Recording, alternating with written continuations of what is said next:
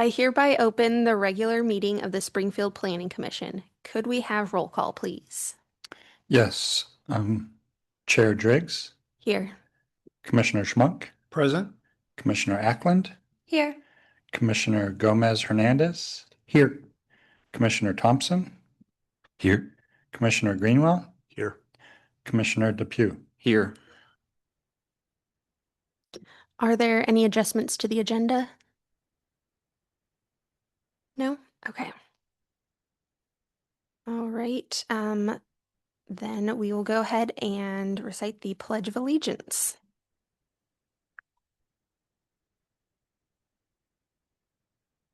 I pledge allegiance to the flag of the United States of America, to the republic for which it stands, one nation, under God, indivisible, with liberty and justice for all.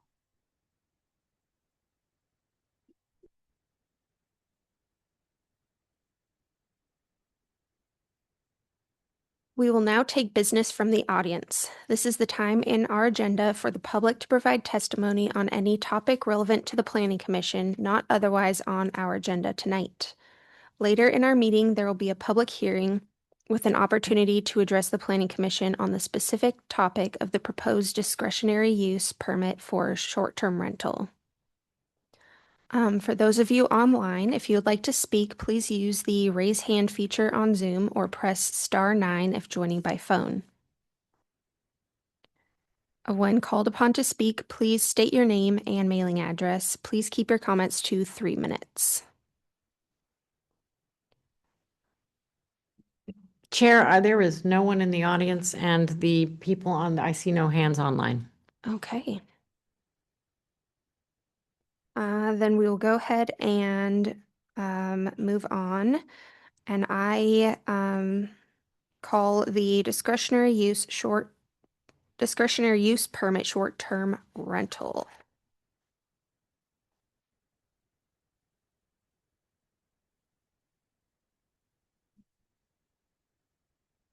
And I think it's Christina.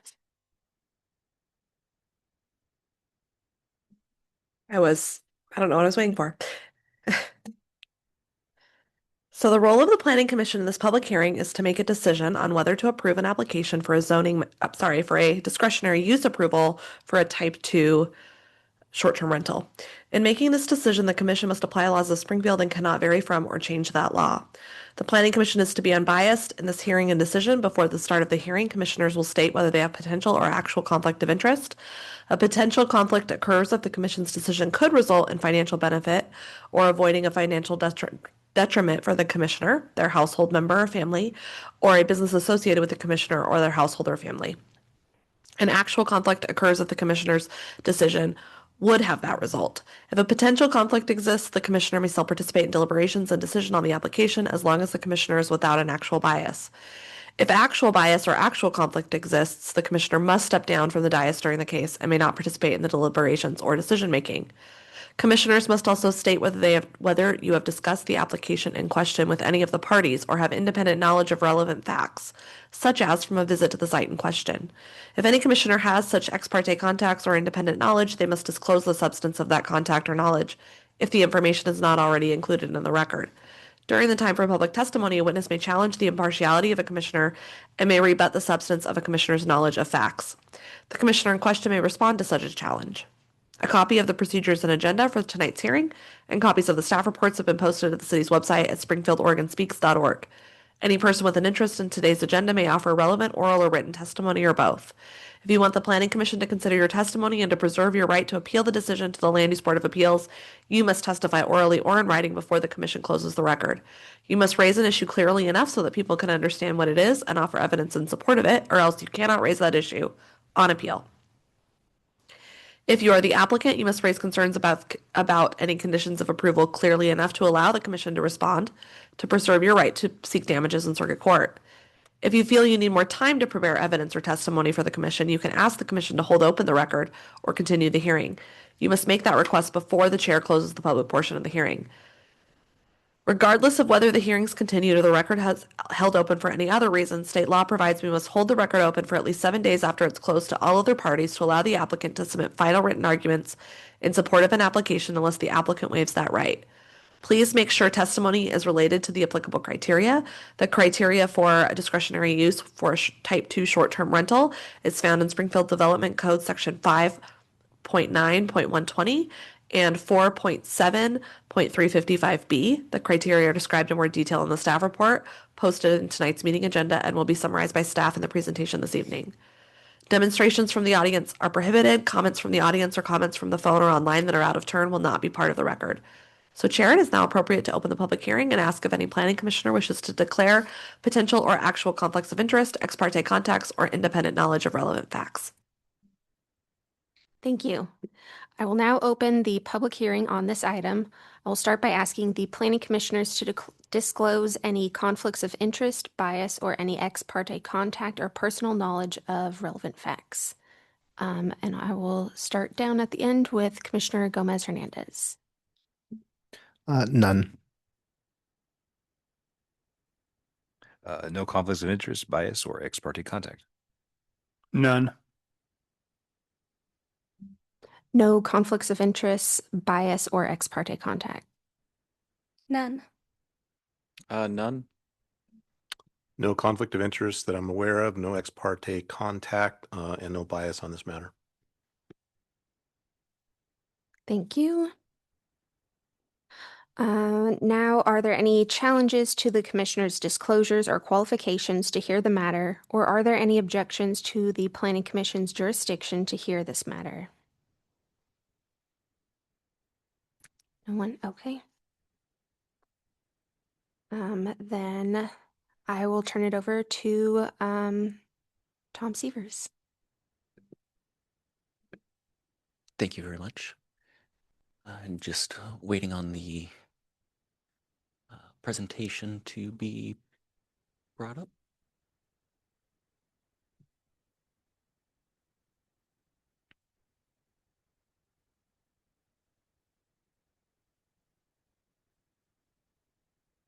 Very good.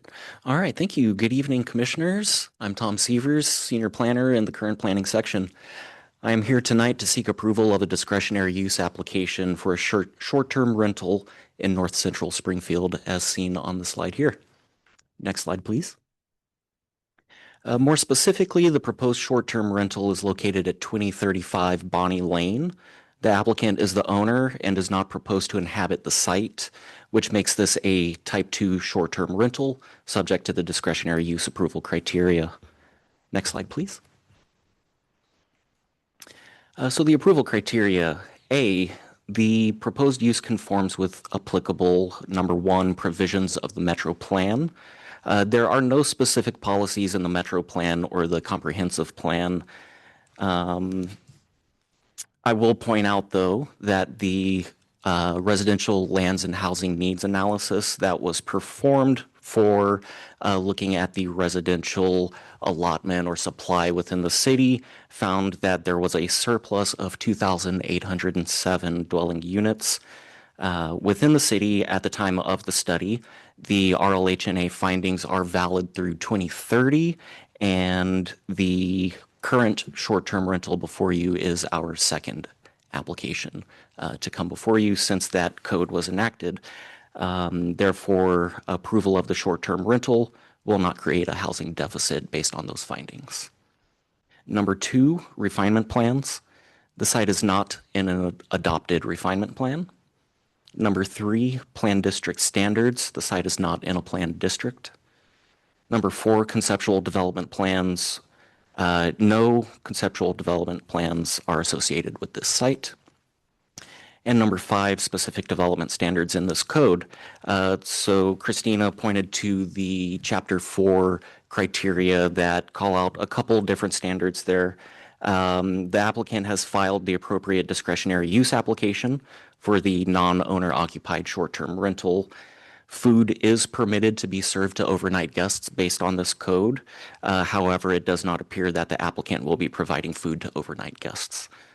Lastly, there must be at least a 400-foot separation along the same street between type 2 short-term rentals. Currently, there are no other permitted type 2 short-term rentals within 400 feet of the subject site, nor were there any short-term rentals found to be located on the same street on Bonnie Lane. Therefore, criterion A is found to be satisfied. Criterion B, the site under consideration is suitable for the proposed use considering 1, location, size, design, and operating characteristics of the use. The site is improved with a 3-bedroom single-unit dwelling. Transient lodging, as we are calling this, while not technically residential, will operate similarly to a residential use. No site modifications are requested, and the applicant has proffered to use on-site parking only. This will reduce on-street conflict, as the street is only wide enough for parking on one side. We do see in imagery that parking occurs on both sides, so just to reduce the possibility for conflict, we are recommending a condition that solidifies that to say only off-street parking. There appears to be at least 3 spaces, 2 within the driveway and possibly 1 in the garage, depending on how much stuff might be in that garage at any given time. But there are at least 3 dedicated spaces there off-street.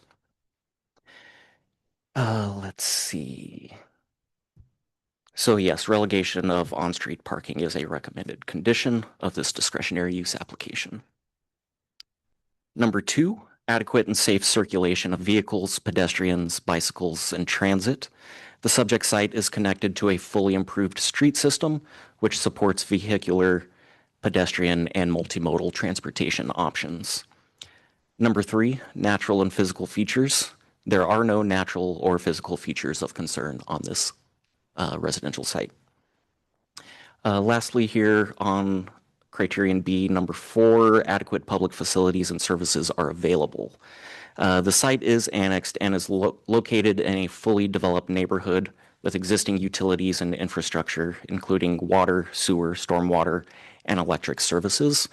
Fire station number 3 is approximately 1 mile away, supporting adequate emergency response times as well. Therefore, staff has found that criterion B is satisfied. Lastly, criterion C, any adverse effects of the proposed use on adjacent properties and on the public can be mitigated through the number 1, other applicable code standards. The proposed use is generally compatible with adjacent residential dwellings and does not warrant provisions for additional buffering or screening. New construction or changes to the exterior lighting is not proposed with this application. And the potential for noise will be mitigated as conditioned within the staff report to have enforcement of quiet hours and also a prohibition on parties or outdoor gatherings that may generate excessive noise. Number 2, site plan review approval conditions where applicable. No site plan is required. The house is already constructed, which would not require a site plan anyways. Number 3, other approval conditions that may be required by the approval authority. There are 2 recommended conditions of approval as stated, and the Planning Commission may adopt these conditions, strike them, or attach more as they see fit. Lastly, number 4, a proposal by the applicant that meets or exceeds the cited code standards and/or approval conditions. The applicant is not proposing an alternative means of meeting or exceeding the cited code standards other than already offering things like only having off-street parking in the driveway. So therefore, staff has found that criterion C is satisfied. So as noted before, there are 2 recommended conditions of approval. Number 1, parking must only occur in designated on-street parking spaces. And number 2, quiet hours between 10 p.m. and 7 a.m. must be enforced, and there are to be no events or parties at the subject site. Thank you for your time here tonight, and I'm here for any questions you may have. Thank you. Now is the time for public testimony. We will start with those in favor, followed by those neither in favor nor opposed, and conclude with those opposed. If you'd like to speak and are joining by Zoom, please use the raise hand feature on Zoom or press *9 if joining by phone. When called upon to speak, please state your name and mailing address and keep your comments to 3 minutes. Is there anyone online that would like to comment? No one is raising their hand at this moment. All right. Since there is no public testimony, I will move on to, do any of the commissioners have questions for the applicant or, well, I don't know if the applicant is online. Do any commissioners have questions for staff regarding the staff report or questions of people who have testified and no one has testified? Commissioner sorry. Go ahead. Mr. Seaver, so I guess flesh out a little bit for me the no event commitment and the parking commitment. As a practical matter, if the this property has a party, it's going to be treated no different than the owner occupied next door or what have you. Is that right? I mean, That's how I understand it. That's Yeah. correct.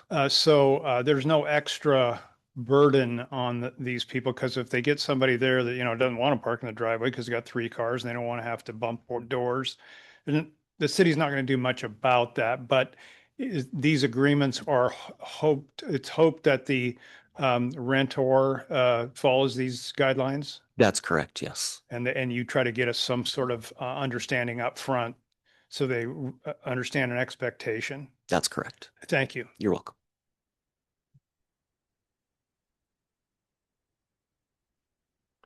Following up on that, that was basically my question as well.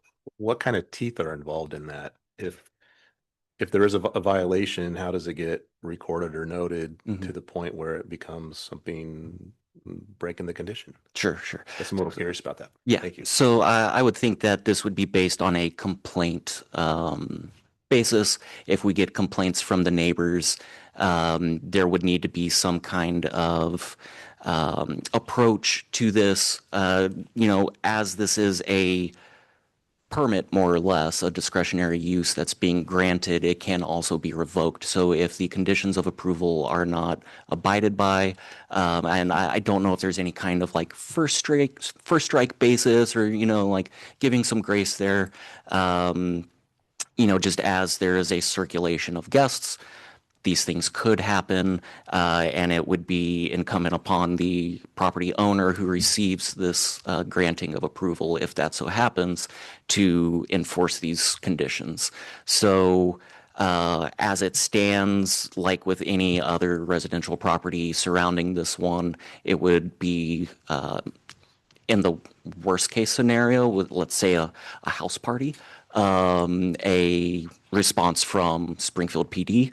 If there are ongoing issues, I'm thinking that either code enforcement could be involved, because these quiet hours, as I understand, are also within the municipal code. So that would be kind of a overlapping basis here for which enforcement can occur through the normal means that the municipal code is enforced.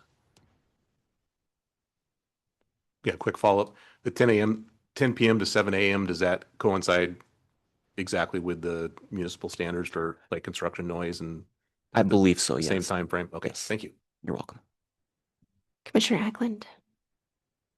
I have 3, maybe 4 questions. This is our only time for discussion, or will we also be discussing kind of after we finish with staff questions? Okay, is 4 questions okay? Yeah. Okay. So my first question, do the applicants live in town, or do they have a property manager or somebody in town to help ensure that the parking and the event requirements will be met and can respond to neighbor complaints in a timely manner so that we're not relying solely on our police to enforce that? Sure. Just looking at the application here, there are Springfield addresses across it, but it is within an LLC. So that is being addressed at this location. I do not know the specific location that the owners live. So I understand the question here, like what kind of separation do we have? Will they be easy to get a hold of? It is a 541 phone number that's listed here, so I'm guessing it's local, but I'm not exactly sure sorry, I can't fully answer that question. No, Okay. that's not your fault. My next question, the checklist at the bottom of the discretionary use application says that the applicants are required to provide a narrative that explains the proposal and any additional information that may have bearing in determining the action to be taken. I don't see, did I miss the narrative in the agenda packet? I may have only attached the application itself, which would have had some of that back matter, but I do have a narrative here that was provided. Is it brief? Is it something that you'd be able to share? It is, yes. Thank you. So let's see. First part A, conformance with applicable plans. The use does not require, and so they're going through the criteria themselves, so it may be a little redundant here. The use does not require any exterior modification or expansion of the structure and maintains the existing residential character of the neighborhood. Development code requirements applicable to the zoning of the site will be followed, including limits on parking, occupancy, noise, and signage. B, site suitability. The home at 2035 Bonnie Lane is well suited for use as a short-term rental based on its location, design, and surrounding uses. And then there's some bullet points here. Location and design. The layout of the dwelling creates a self-contained guest space that supports quiet and respectful residential use. The operation plan avoids activities that would disrupt neighbors. Circulation and parking. There is adequate on-site parking for guests. No street parking is required. The site provides safe access for vehicles and clear emergency access routes. Public services. The home is already served by water, sewer, storm drainage, electricity, and refuse collection. The proposed use does not require upgrades or extensions of public infrastructure. Environmental factors. The use does not disturb any environmentally sensitive features. Existing landscaping is preserved and no exterior intensification is planned. C, mitigation of potential adverse effects. The operation has been intentionally structured to prevent negative impacts on neighboring properties. Noise and occupancy. Quiet hours will be enforced. The number of guests will be limited to 6 to match safety capacity and residential expectations. Parking. Guests will park only in designated on-site spaces. Neighborhood character. No events, commercial signage, outdoor gatherings, or parties will be permitted. The property will continue to appear and function as a typical residence. Lastly, management oversight.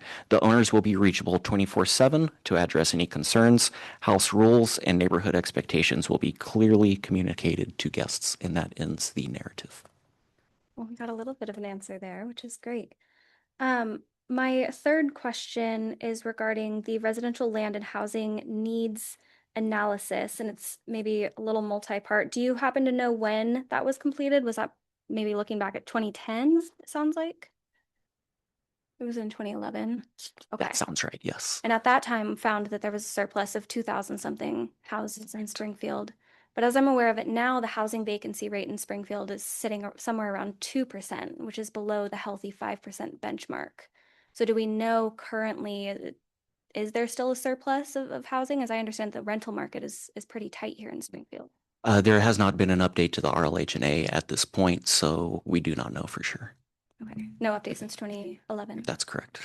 Excuse me, Chair, could I just chime in on the response to your question? Yeah. You cited two different numbers there. You were asking about vacancy rate, which is different than the number cited in this, the residential needs analysis. That analysis is anticipating how many housing units, like based on vacant land, which is completely different than, say, a vacancy rate. Just to clarify those points. Yes, yes, Okay. I appreciate the Great. clarification.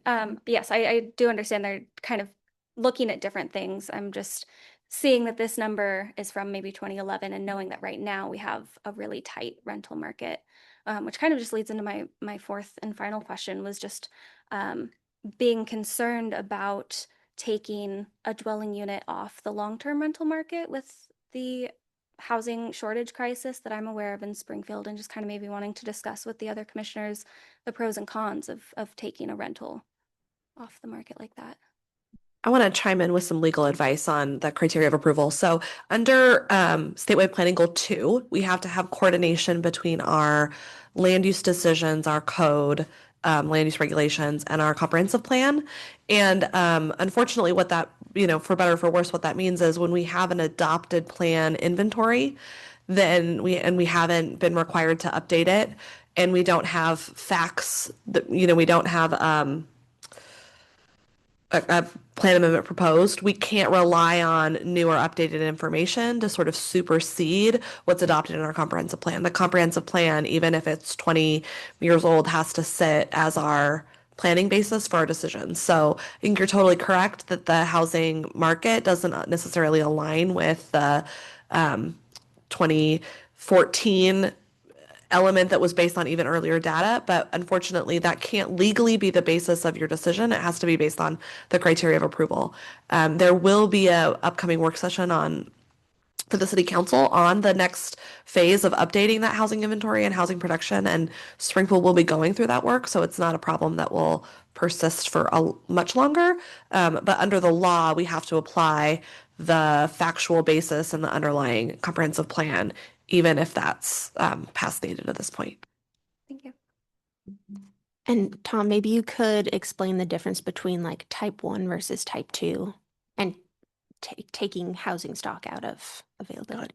Yeah, so a type 1 short-term rental is something that either the owner occupies a portion of that structure and rents out the other portion, or they have some kind of property manager that also would reside on site. Some short-term rentals do have people that live on site that would then clean it afterwards just to keep that circulation of guests moving smoothly. So the type 1 just means that there would be someone there on site. It's not a whole house rental. Whereas a type 2 is a whole house rental. The owner does not live on the site, and that's why this requires a little bit of discretion here, a little more oversight. And the difference between the two, the type 2 is the only one that would be coming before you for approval. The type 1 can just give us notice and off they go. So that is a little bit different as far as our ability to track it. We don't have the paper trail of a type 2 or a discretionary use application in this case for every single type 1 that might come through. Thank you. You're welcome. Yeah. Real quick, I also wanted to come back to that question about noise. I wanted to correct some information. So we don't have a general quiet hours requirement for the city. We have an unreasonable noise standard. So no one is permitted to make unreasonable noise at any time of day. There are certain types of noise that are per se unreasonable. So a citing officer, just if that noise is occurring, there's no other weighing of is this reasonable or not. It's just per se unreasonable. So it's examples, but it's not the only kind of noise that can be unreasonable. And some of those have windows. So using mechanical, air compressed, or other types of loud equipment between 6 p.m. and 7 a.m. or erecting, demolishing building activities between 6 p.m. and 7 a.m., accepting public infrastructure work that is under a city permit or under, by ODOT. So that's a different hour. And then operating repair garages near dwellings or hotels from 11 p.m. to 7 a.m. Constitutes an unreasonable amount of noise. Otherwise, anytime you have amplified sound from loudspeakers, stereos, that kind of thing, and it can be heard and plainly audible either in someone else's home or business or on public property or right of way that's 150 feet or more away from that device, then that also constitutes a plainly unreasonable noise. It doesn't matter what time of day that is. I think that the condition of approval is intended to prevent shifting the burden of compliance with the standard onto SPD to respond under the noise code and to try to set up a condition that will prevent those situations from occurring, mostly by enforcing a quiet hour and preventing no parties. Because usually people, even though our code doesn't say we have a specific quiet hour, people are obviously more likely to call in complaints when their house is very quiet, they don't have any other noises going on, and so I think it's a reasonable condition that you can evaluate whether the commission wants to do something else or give other guidance, but it's not directly overlapping with our noise ordinance. Commissioner Thompson.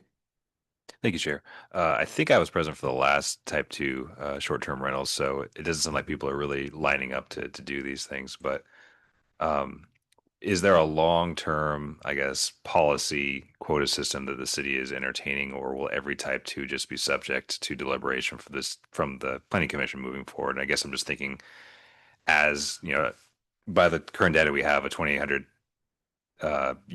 dwelling unit bubble is a pretty good safety net. But if that line ever starts to get closer to being evened out, what are the long-term plans? Will every decision come before us, or will a policy be entertained by the city? That's a great question. There may need to be, moving forward, once we do more or less reach a threshold of working towards a residential deficit. At this point in time, every discretionary use will be coming across your desk or across desks here tonight. So that will be the longstanding feature of this.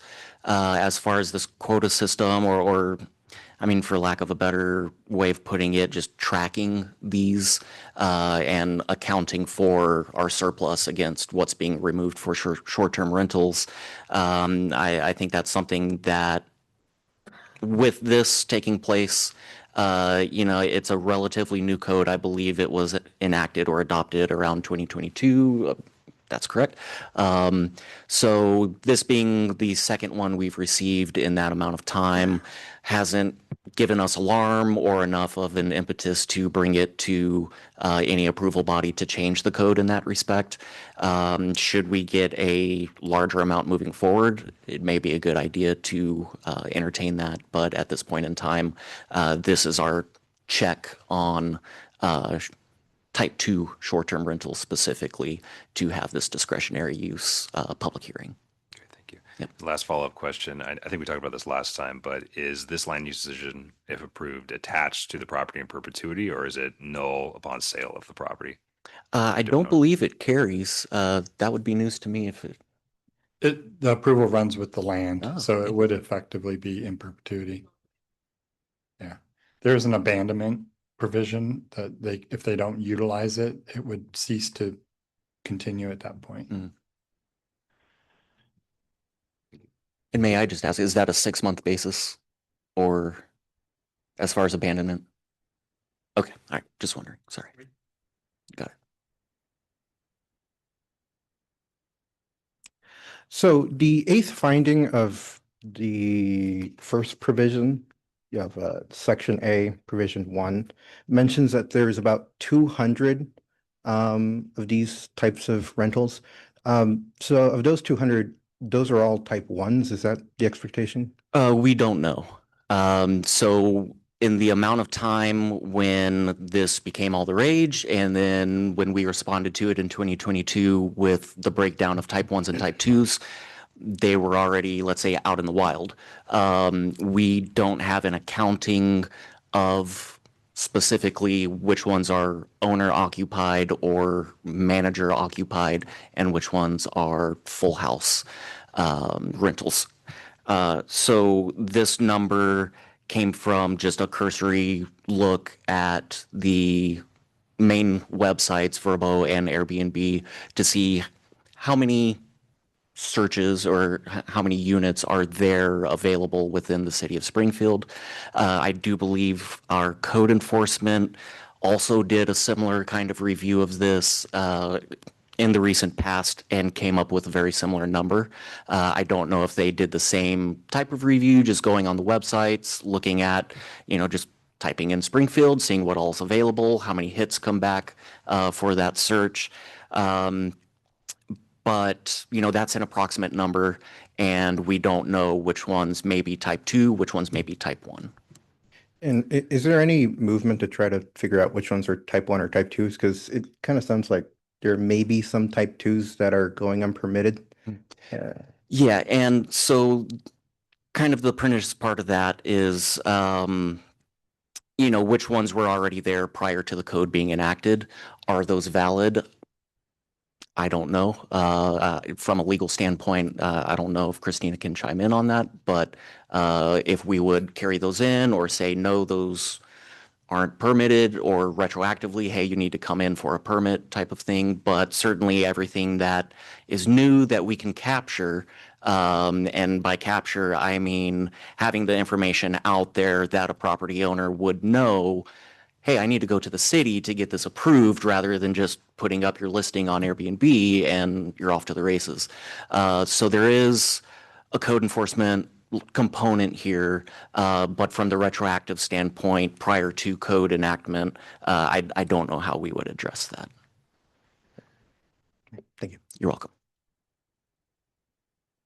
And then I guess my question is kind of related to that. If in the future, based on the housing needs analysis, we are in a housing deficit, and we take this allowance out of the code, is there any way to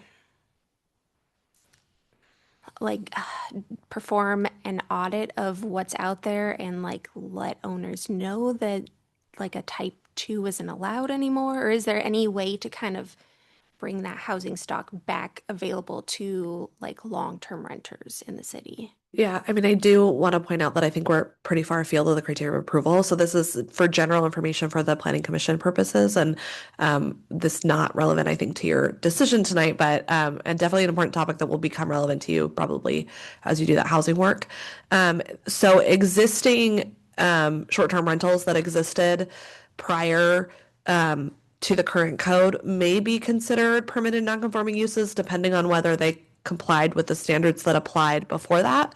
The standards that applied before that were for boarding houses and rooming houses and bed and breakfasts, and had different standards and had to do with whether you served food or not, and were a little outdated. So it's possible that some of those could, be considered permitted nonconforming uses. It's likely that a good number of them, if they're whole house rentals, don't comply and are just non-conforming, not permitted. Springfield operates on a complaint-based code enforcement. So essentially when someone comes in to get their type 2 approval now, they are guaranteeing that if their neighbor calls code enforcement because they're upset that people are in and out of the property all the time, that we're only going to respond if they're violating the conditions of that type 2 approval. We're not going to, there's no other action the city would take to stop them from having that as a short-term rental. In the future, if the city were to change the code through your review of the development code and your housing protection strategy and what can the city do to increase its housing stock, you decide, and the council decides that you're no longer going to permit whole house, Airbnbs within the city, or you're going to develop a quota or cap it. If there's a, hard cap put in place, I would expect those that came through the process for discretionary use approval would be allowed, first. And then those ones that got their discretionary use approval and have continued that use would become existing permitted non-conforming uses that could continue until that use is abandoned. And that standard for non-conforming uses, I think, is 6 months. I'm not sure if the abandonment of the use might be a longer time period, but we could check that if it really matters to the commission.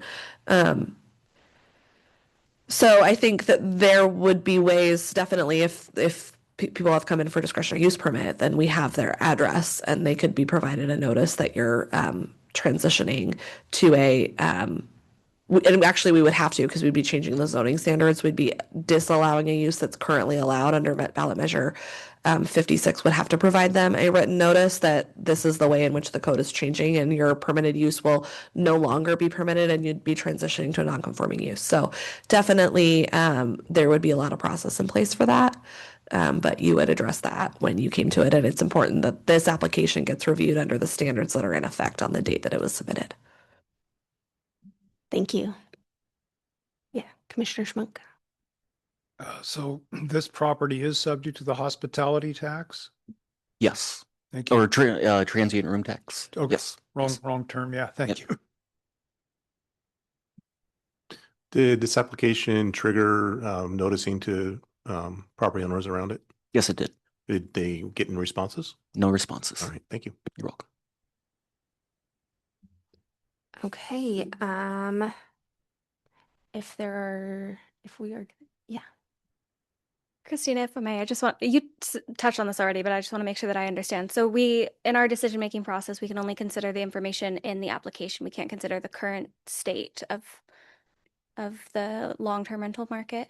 You need to base your decision on the criteria of approval, which include compliance with the standards in 5 point. So you can pull them back up if you want to. I don't know if you want to pull up the approval criteria. Do you have slides? That might be helpful.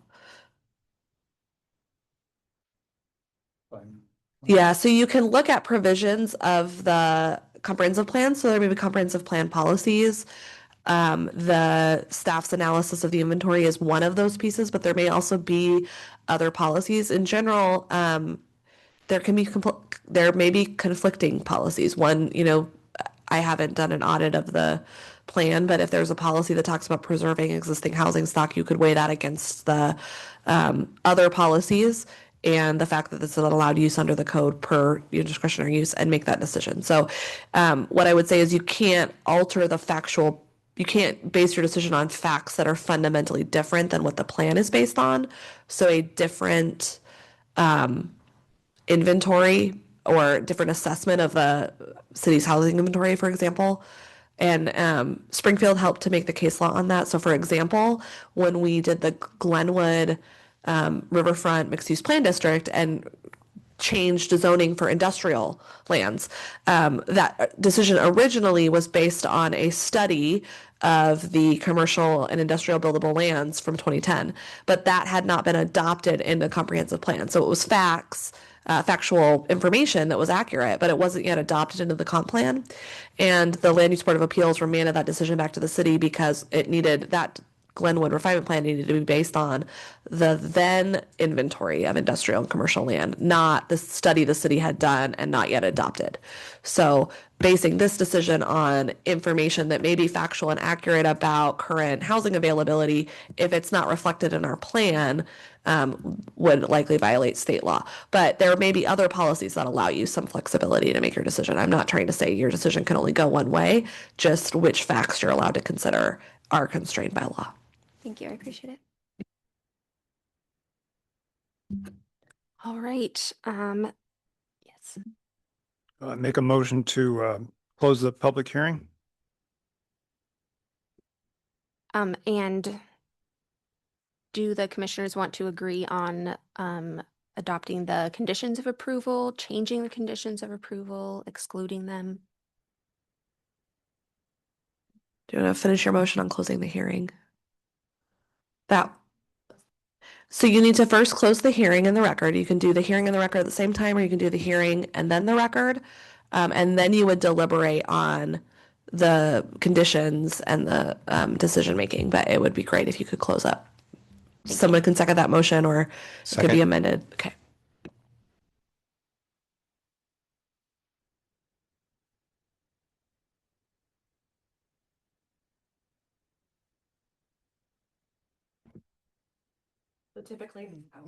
So parliamentary wise, typically now you'd restate the motion. The motion was to close the hearing. It was seconded, and so then you would ask Mark for the vote.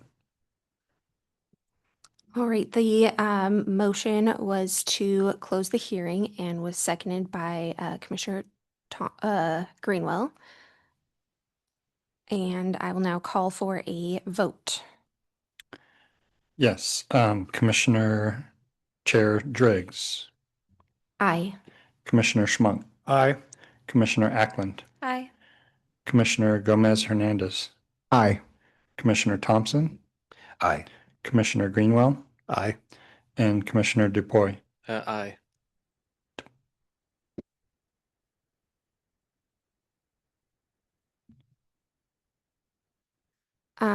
And I will now call for, are we ready to make a motion to close the record as well?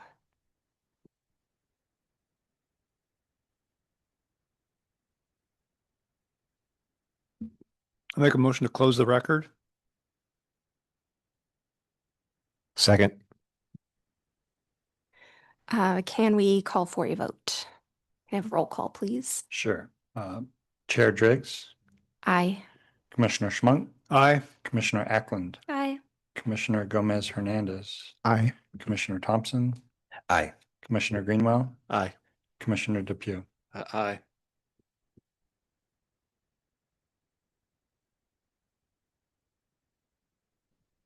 So both motions carry, 7 of us, 7 in favor. Is there any more discussion of this application, or are we ready for a motion regarding the discretionary use permit?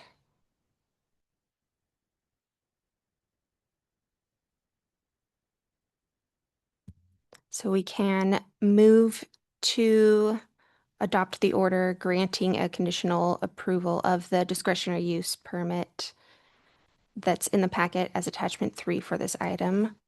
Or we can move to adopt the order granting a conditional approval of discretionary permit and add additional conditions of approval. So if we move to adopt it as it is in the packet, that's including the 2 conditions of approval. Is that correct? Okay.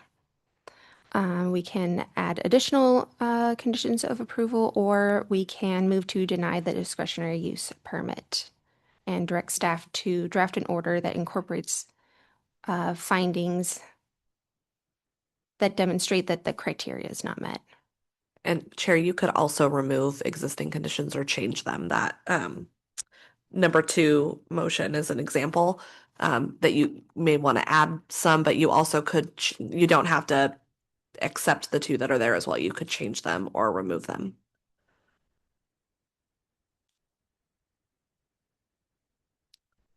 Are we ready for a motion?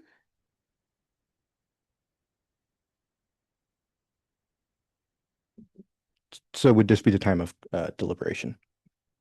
I would recommend to remove both conditions from this.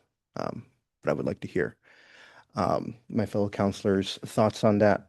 The quiet hours one, I mean, we already have something within the code that enforces quiet hours.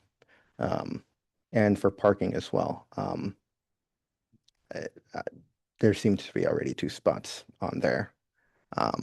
So I don't believe that either of these 2 would really be a requirement to be found with conditions.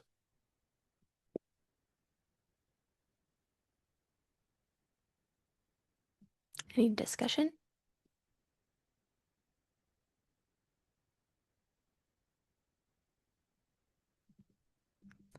Okay, does someone want to make a motion to adopt it without the conditions of approval?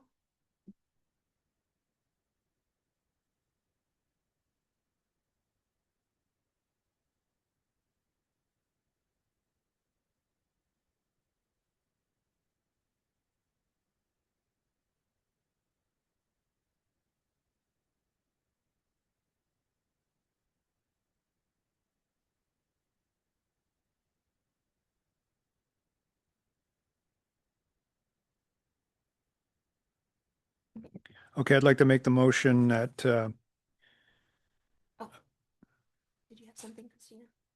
Just before you make a motion, I want to be clear. We will also, if the motion is to remove the conditions of approval, the findings from staff recommended those conditions based on the criteria of approval. And so the findings will need to be updated. So the commission will need to identify in there what part of the findings you would like to change and how in order to have that decision match to your order.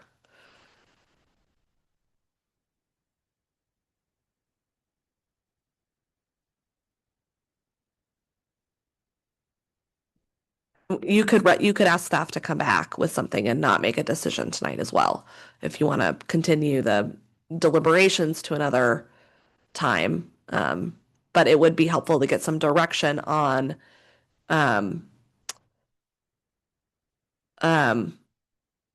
how you see that, like the basis for that, removing those conditions so that we can draft findings that match. And if you get to a place where you want to remove the noise one in particular, I'd like to talk a little bit about the more about the municipal code and why and what findings I think are necessary here. And if I could just add, I think, and not to diminish anything that's been said, but if that is direction, from my standpoint, if direction is going to be to direct staff to go back and revise findings, it would be helpful to get a sense if the majority of the commission is with the same understanding. So we don't go back and revise it and then come back and the vote is, no, we don't like that. And the majority of you want the conditions, let's say. So I don't know if you can kind of do a head nod or a more informal tally of where people are at on the commission to see if there's general support for that direction. Can we have a show of hands for who supports removing the conditions and then a show of hands for who, okay. Show of hands who supports removing the 2 conditions of approval. Okay. Show of hands who supports approving the 2 conditions of approval in the staff report. Okay. Okay, then did you want to make a motion? So it's going to be number 1. Yeah. I move to adopt the order granting a conditional approval of the discretionary use permit that is in the packet as attachment 3 for this item. I'll go ahead and second. We have a motion and a second. Is there any more discussion? Okay, I will now call for a vote. Can we have a roll call, please? Yes, let's mix up the order here. We'll go Commissioner Gomez Hernandez. Aye. Commissioner Thompson. Aye. Commissioner Schmunk. Aye. Chair Driggs. Aye. Commissioner Ackland. Commissioner Depew. Aye. And Commissioner, Greenwell. Aye. Lost track. Okay, the motion carries 7 in favor, 0 opposed. Now, is there any business from the Planning Commission? Are there any reports of council actions?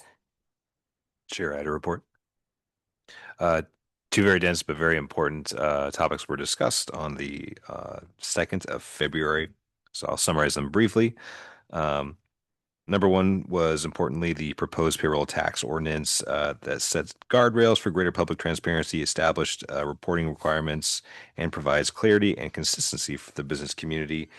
Council will have a follow-up hearing and session on April 6th, followed by a final reading on April 20th. Secondly, the Housing and Design Initiative Code and Plan Update Project. A lot was discussed in this meeting, but 2 primary recommendations were discussed with various code amendments presented to the council. The 4 recommendations that have been developed to increase affordability, production, and choice for housing in Springfield. And I'll summarize the 4 very quickly. Allow housing in more mixed-use development, provide more flexibility for size and location of commercial space in mixed-use developments. Allow multi-unit standalone residential development in more location, and encourage high-density housing throughout Springfield. At the end of the meeting, the council discussed code changes and provided feedback to staff. Thank you.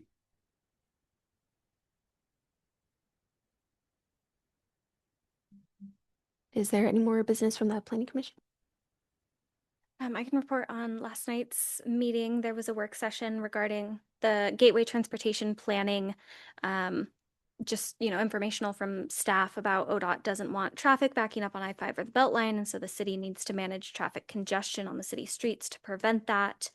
Over the recent years, that Gateway Beltline I-5 area has been experiencing more accidents and more fatalities, and I didn't write down the term that they used, but accidents that cause not deaths, but like severe injuries. And so the city has to, where was it? The city must update the transportation system plan by the end of 2029 per the climate friendly and equitable communities requirements from the state. And so staff was asking kind of what options the council wanted staff to pursue. And the overall consensus was that they want to change the plans and kind of get more into planning for the North Gateway and looking at the TSP before that comes about. And that's going to require coordination with Eugene, of course, because of the location and the way the roads connect. And then there was a final comment about putting it into the city's 2027 legislative priorities to try to get more transportation money from the state to actually be able to pay for this work. Thank you both.